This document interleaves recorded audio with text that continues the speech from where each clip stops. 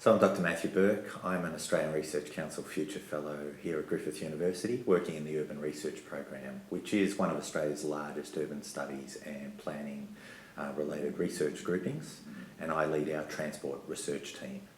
Here's the story of how I became a transport planner. I'll tell you two interesting stories. So when I was 15, four things happened to me. I had a stepsister die in a car accident. I went to a new school in the inner city of Melbourne, Melbourne High, which was like Brisbane State High. I got in on scholarship and I had to travel enormous distances.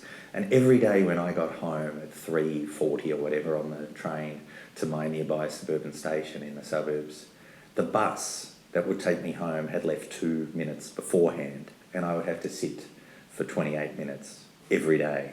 And for 4 years I put up with this. I wrote letters to the bus company and other things, and I was just aghast at how bad we organise public transport in Australian cities.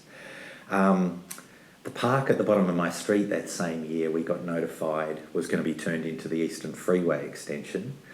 But this didn't turn me into a transport planner. On one of my first ever dates, I think the first time I ever kissed a girl, it's quite embarrassing. She then said to me, "Where do you live?" And I said, "Oh, I live out in this suburb on the outskirts of Melbourne." And she went, "Is that in Zone 3? Zone 3 is a public transport system." And almost started backing away. And she said, "Oh, this isn't going to work. My father would never let me travel, da-da-da." And it was over. And she was genius. She understood that that transport systems don't work. They don't connect people very well, and our public transport often has great failings, and there's great failings of interconnection. And our cities are dysfunctional in certain ways, and they affect certain groups of people, like poor kids from the outer suburbs who'd like to date a cute girl from the inner suburbs. But they affect people getting to work, they affect people, So I think if you go through a set of those sort of things at one moment in your life, and you're interested in cities and all the rest of it, you start exercising your brain a fair bit. And I look back on it now, and those things were quite formative for me, I think, helped me become a transport planner.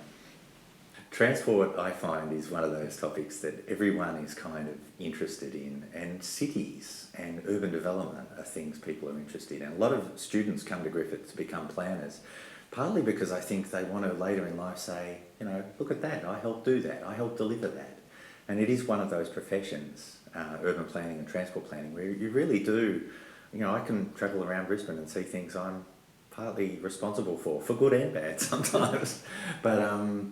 But you get a lot of joy out of that. And any time I'm at a barbecue with my mates, and someone says, "What do you do? And what are you studying on at the moment?" And I mention things like the Gold Coast Light Rail. They say, "Oh, wow, okay, so blah, blah, blah." And everyone's got their opinion. But we try to look at these things using pretty systematic research approaches, both quantitative, empirical approaches, looking at the maths of these things, but also looking at policy, procedures, and what might be the interactions between cities and transport systems. We're often very interested in that.